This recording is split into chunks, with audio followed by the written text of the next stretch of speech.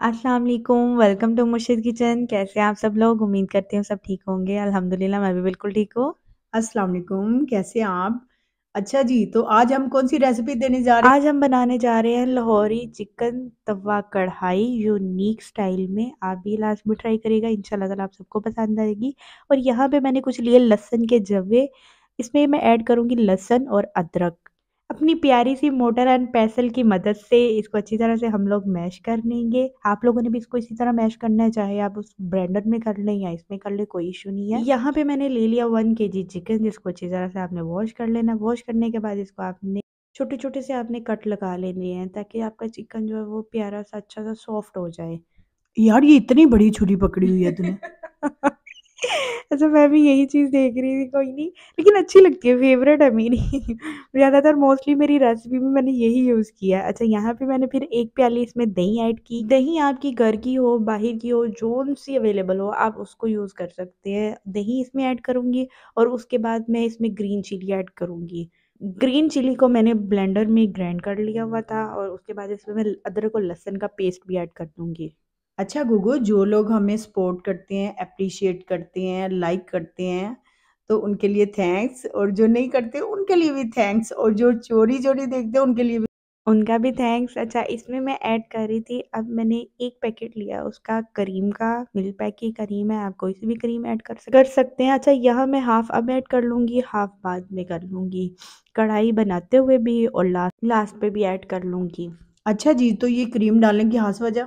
Cream डालने की ख़ास वजह यही है कि थोड़ी-सी ये हटके कढ़ाई है, जैसे आप मलाई कढ़ाई बनाते हैं, व्हाइट कढ़ाई बनाते हैं, ये थोड़ा-सा उसका टच देती है। अच्छा, अक्सर टमाटर यूज़ करते हैं। नहीं, नहीं, इसमें टमाटर नहीं यूज़ होंगे, ये व्हाइट सॉस कढ़ाई टाइप है, इसमें ये चीज़ें यूज़ नहीं होंगी। अच्छा, यहाँ पे कुछ मसाले मैं बीच में ऐड कर रही थी, वो होंगे 1 tablespoon salt, 1 tablespoon white paper, 1 tablespoon सूखा धनिया, 1 टेबलस्पून इसमें जाएगी ब्लैक पेपर और हाफ़ टी स्पून इसमें जाएगी थोड़ी-सी हल्दी, ठीक हो गया? और थोड़ी-सी इसमें जाएगी रेड चिली सिर्फ़ हम लोग खुशबू के लिए यूज़ कर रहे हैं, ठीक हो गया? अच्छा, यहाँ पे मैं डाल रही हूँ ओरिगैनो। ओरिगैनो ऑप्शनल है, अगर आपके पास हो घर में तो आप डाल सकते हैं, अगर नहीं है तो कोई इश्यू नहीं है।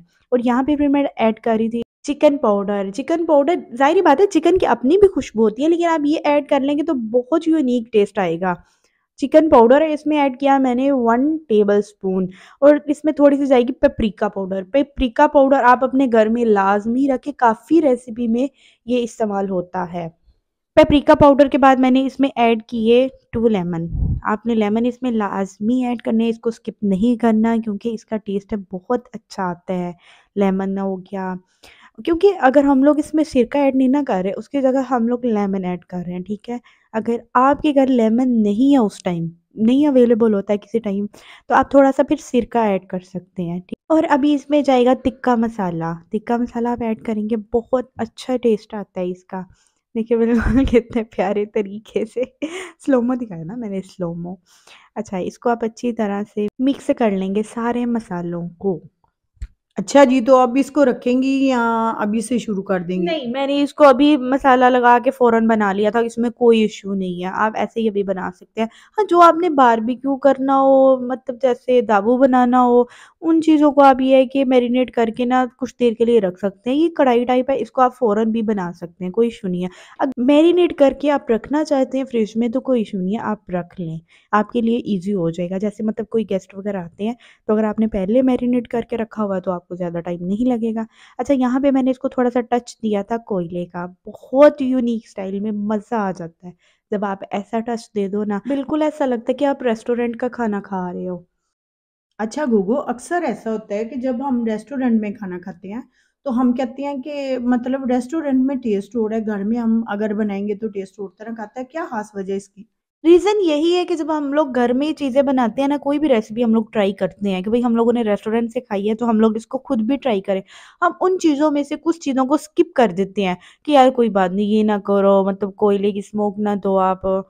तो इस तरह जब हम कुछ भी मसाले, जैसे टिक्का मसाला हो गया, जिन चीज़ों को हम लोग स्किप कर दें, चाहे आप मलाई लगा लें, मतलब जो क्रीम मैंने डाली है वही लगा लें, अगर हम लोग नहीं डाल रहे, तो फिर वो टच नहीं आएगा। इसलिए ऐसी रेसिपी जो आप चाहते हैं बिल्कुल रेस्टोरेंट स्टाइल जैसी बने, तो आपने कोई भी चीज़ को स्किप नहीं करना।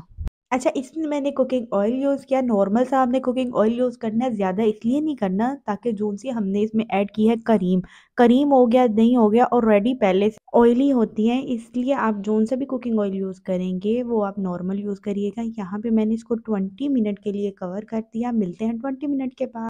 اچھا جی گوگو، تو یہ تیار ہو گئی ہے؟ ہاں جی 20 منٹ یہاں پہ کمپلیٹ ہو چکے ہیں۔ اس میں یہاں پر میں ایڈ کر رہی ہوں جو تھوڑی سی گریوی میرے پاس تھی بچی ہوئی، وہ میں نے اس میں دوبارہ ایڈ کر دی تاکہ اس کی گریوی تھوڑی سی اور اچھی ہو جائے۔ اچھا اس میں کریم اور جو دہی ہے وہ اس لیے ایڈ کیا جاتا ہے تاکہ چکن بالکل سافٹ سافٹ سا ریڈی ہو جائے۔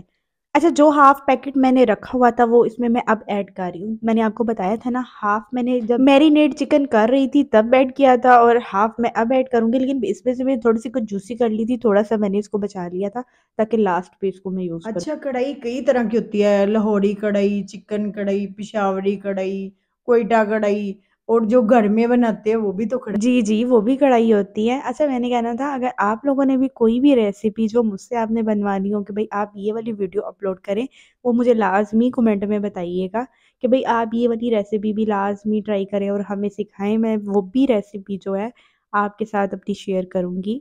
اور جب آپ میری ویڈیو دیکھتے ہیں، میری نہیں بلکہ جس کی بھی دیکھتے ہیں آپ ویڈیو، جب بھی آپ ویڈیو دیکھتے ہیں اس پہ کمنٹ لازمی کیا کریں تاکہ آپ کی طرف سے پیار ہوتا ہے، ہم لوگ کو اپریشیٹ ہم لوگ ہوتے ہیں کہ بھئی ہم لوگ اگر ریسیپی دے رہے ہیں، محنت کر رہے ہیں یا آپ کی طرف سے ہمارے لیے پیار ہے تو لازمی کمنٹ کر کے بتائیے گا کہ آپ کو یہ میری ریسیپی کیسی لگی۔ اچھا یہاں پہ میں نے ایڈ کیا کورینڈر، اونین اور گرین چلی۔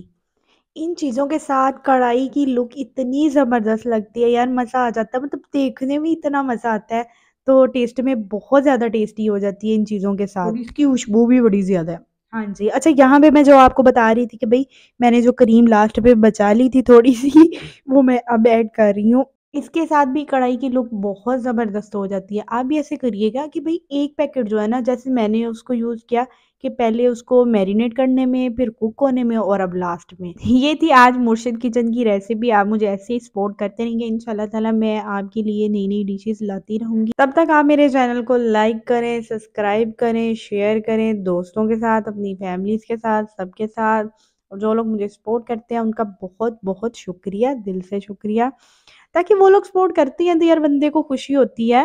اچھا سب سے اچھا رسپانس کون سی کنٹری سے آ رہا ہے آپ کو؟ پاکستان کے بعد اگر کوئی اچھا رسپانس آ رہا ہے تو وہ مجھے زیادہ انڈیا سے آ رہا ہے۔ انڈیا والوں بہت بہت شکریہ آپ کا، دل سے شکریہ۔ انشاءاللہ تعالیٰ میں جب بھی انڈیا آئی اپنے سبسکرائبر سے لازمی ملوں گی انشاءاللہ تعالیٰ۔ چلتی ہوں، دعاؤں میں یاد رکھیے گا، کل ملوں گی ایک نئے ولاگ کے ساتھ، ایک نئی ریسیپی کے ساتھ۔ اللہ حافظ۔